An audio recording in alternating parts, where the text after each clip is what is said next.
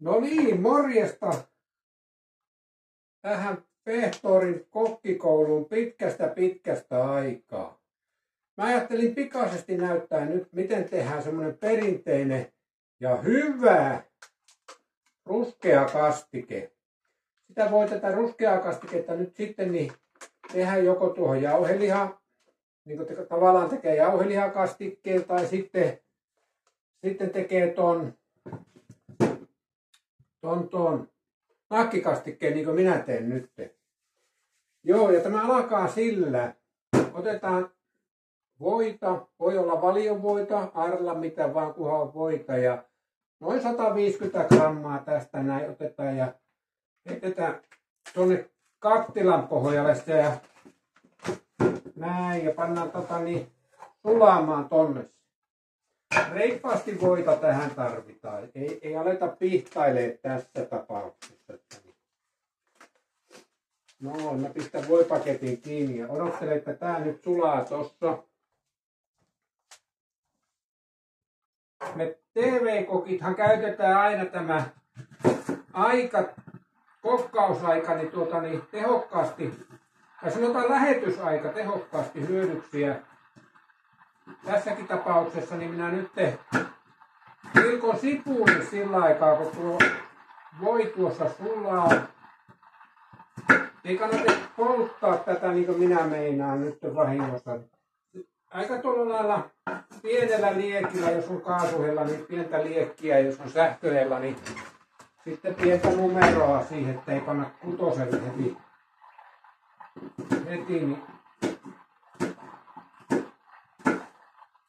tästä se alkaa suttaantua. Mä pilikon tämän näin. Nythän se alkoi jo siinä porisee kovasti. Heitetään tuonne vähän ylimääräisiä. Noin.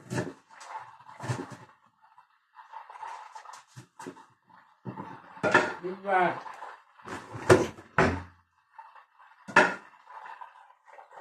No, se siitä sulailee ja minä tässä mietin samalla tätä reseptiä, että heittäisikö minä sipulit tuonne vai en. Minä olen tehnyt tätä monella eri tavalla. Yksi on se, että minä heitän sipulit jo tänne kärähtelemään. Periaatteessa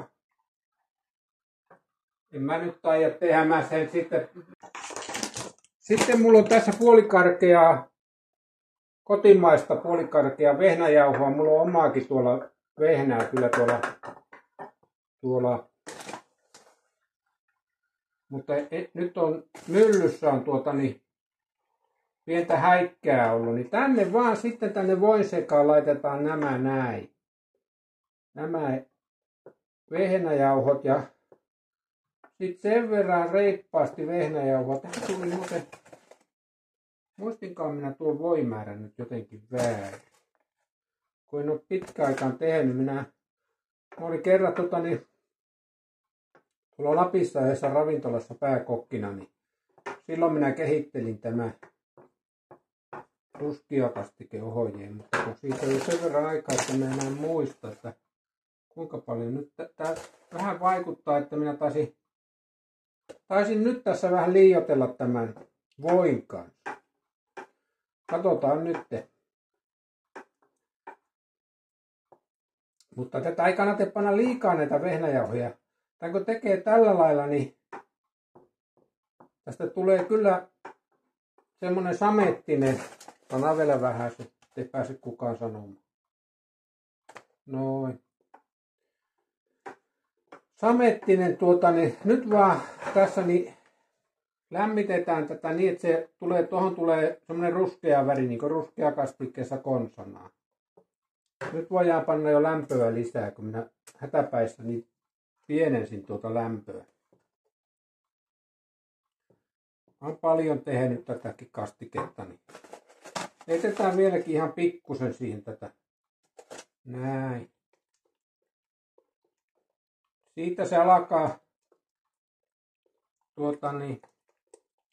Nyt tätä pitää koko ajan hämmentää. Jos tätä ei hämmennä, niin se palaa pohjaan. Ei kannata polttaa pohjaa tässä. Niin. Minäpä hämmentelen ja paan kameran siksi aikaa kiinni, niin katsotaan kohta lisää. Siinä saattoi nyt käydä niin, että niin mä pikkusen laitoin liikaa tuota voita, kun niin mä en muista tosiaan, siitä jo sen verran aikaa, kun tämähän oli ihan maankuulu kastike, tämä minun kastike. Tähän tuli Tukholmastakin saattavat tulla laivalla yli Turkuun ja siitä sitten tuonne niin Rovaniemelle sinne missä minä tätä. Katsokaa, nyt alkaa pikkusen jo niin väriä tulla tähän pintaan. Tästä näin. Pannaan vähän liekkiä pienemmälle. Tässä pitää olla tarkkana, ettei kuitenkaan polta tätä. Että niin laittakaa vaikka 75 grammaa voita, niin se saattaa olla lähempänä sitä totuutta. Nyt tämä kuitenkin tästä niin alkaa jo ruskistua sillä lailla. Ja tämän saa antaa ruskistua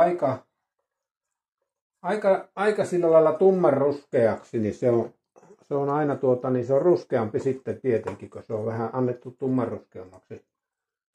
Sillä lailla. En mä tiedä, onko se mitään muuta merkitystä.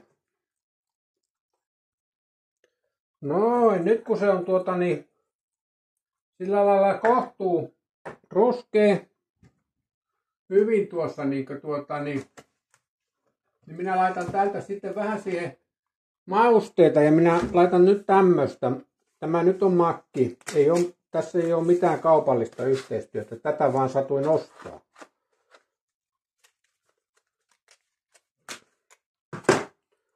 Niin laitan tänne kattilaan nyt. Minä pistän 3, niin se on semmoinen sopiva määrä tähän määrään.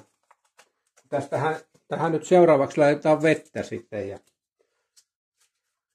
sitten se annetaan kunhan tämä nyt saadaan homma hoidettua, niin sitten se annetaan niin miedolla lämmöllä niin hautua siinä, että nuo vehnäjauhot niin kypsyy. Näin.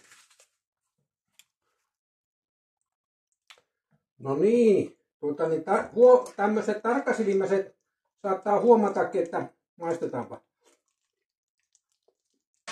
Että mulla on tässä vaihtunut niin kattilaan, tämä kattilakin on erilaiseksi, mutta siihen on kyllä semmoinen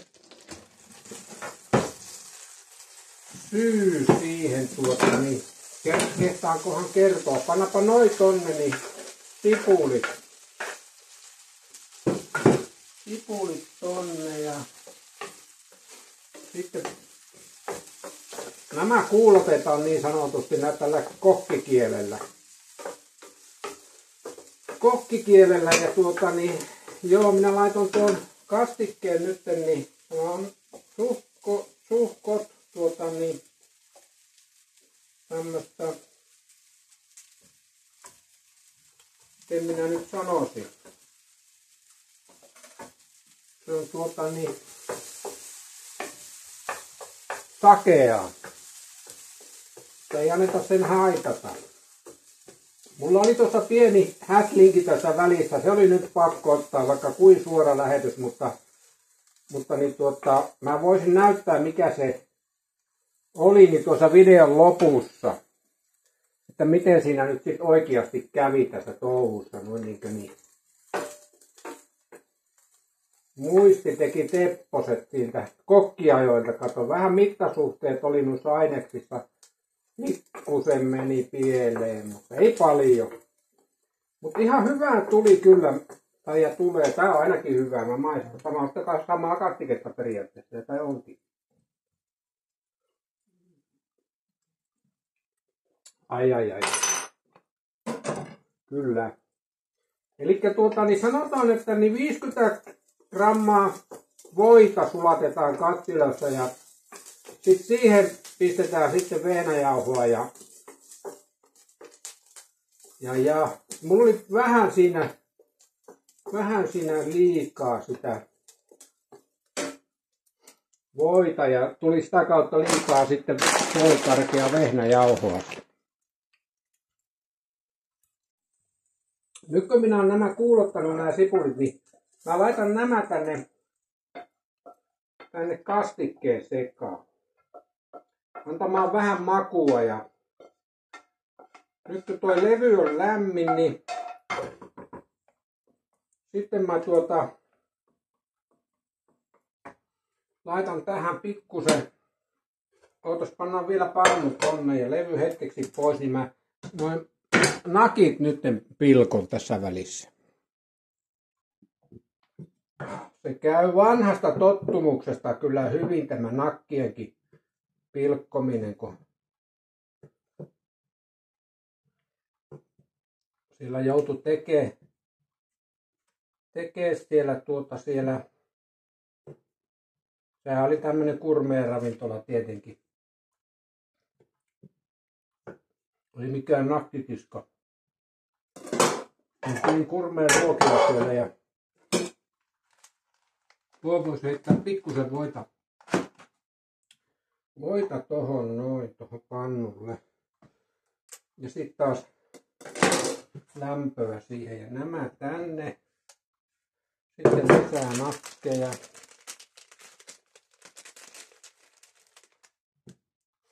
Joo, tuli pieni häslinki tuossa välissä, niin se aika yllättävä lopputulos tuli siitä minun edellisestä kastikkeesta, mutta kannattaa ehkä Oho, Pekku, syö sinä tuo.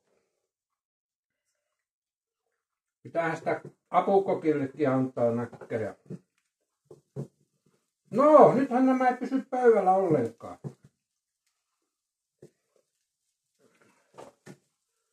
Näin. Joo, siinä kävi vähän semmonen häslinki tosiaan, että niin yllätyin itsekin lopputuloksesta.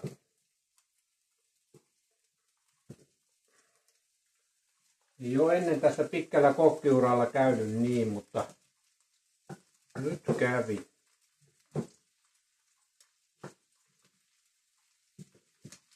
Nämähän oli kokkikoulussakin ihan priimus. Se nyt on selvä. Noin.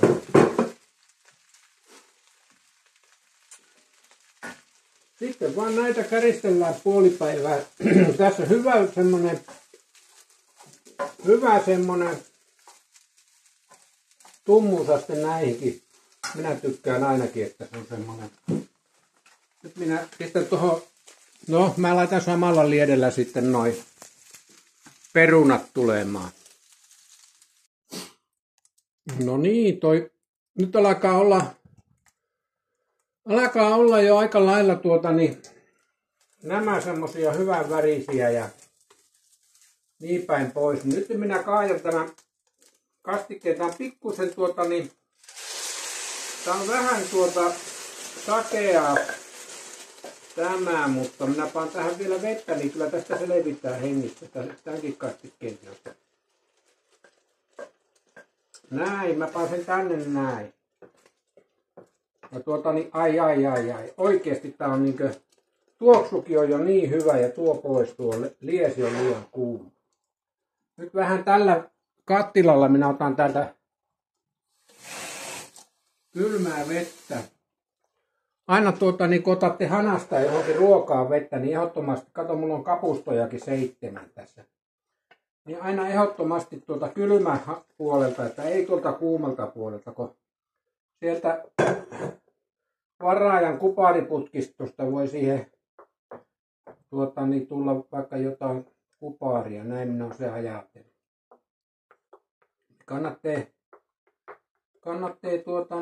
Kylläpä tuli hyvä kastike. Tämä tässä sakenee vielä pikkusen. Ja saa siinä antaa, minäpä maistan, minä otan lusikan taas ja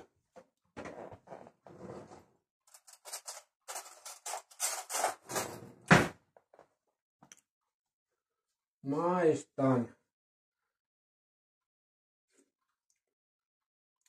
Valehtelisin, jos väittäisi, että tämä ei ole hyvä. Tämä on siis todella hyvä. Että kannattaa kokeilla, tai siis tehdä tämän vanhan perinteisen lappalaisen reseptin mukaan. Ihan kuule, meinaa vielä kielen mennessä. Eihän näin hyvää kastiketta ole kukaan tehnyt ennen. Paitsi minä siellä ravintolan keittiössä silloin.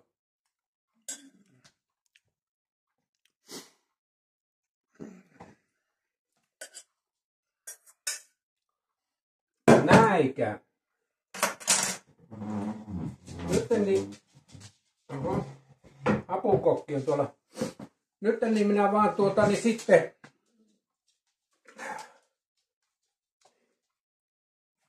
niin jätän tämän tähän ja alan keittää perunoita. Tämä on niinku valmis. Mutta minä nyt näytän tässä lopussa sen episodin, mikä tuossa äsken tuli. Kun tää on suora lähetys ja mä oon luvannut, että mä en leikkaa pois, niin en minä leikkaa pois. Joo, kohtapa se näkyy sieltä. Noin, mä sekoittelen nyt tänne näitä, mitä ne nyt olikaan, noita lihaliemikuutioita. Ja sitten minä pistän tähän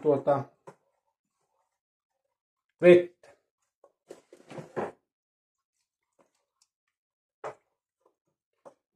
Minä tähän otan raikasta vettä tähän kannuun.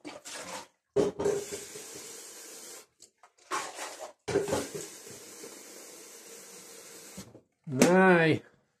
Sitten tähän voi laittaa ihan sillä lailla reippaan puoleisesti. Katohan vaan.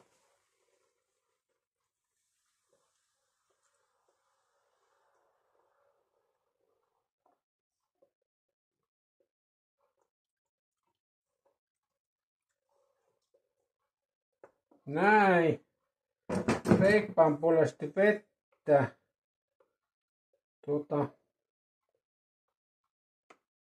Nythän tässä taisi käydä, kuulkaas niin, että tuli puuroa. Ei ole totta.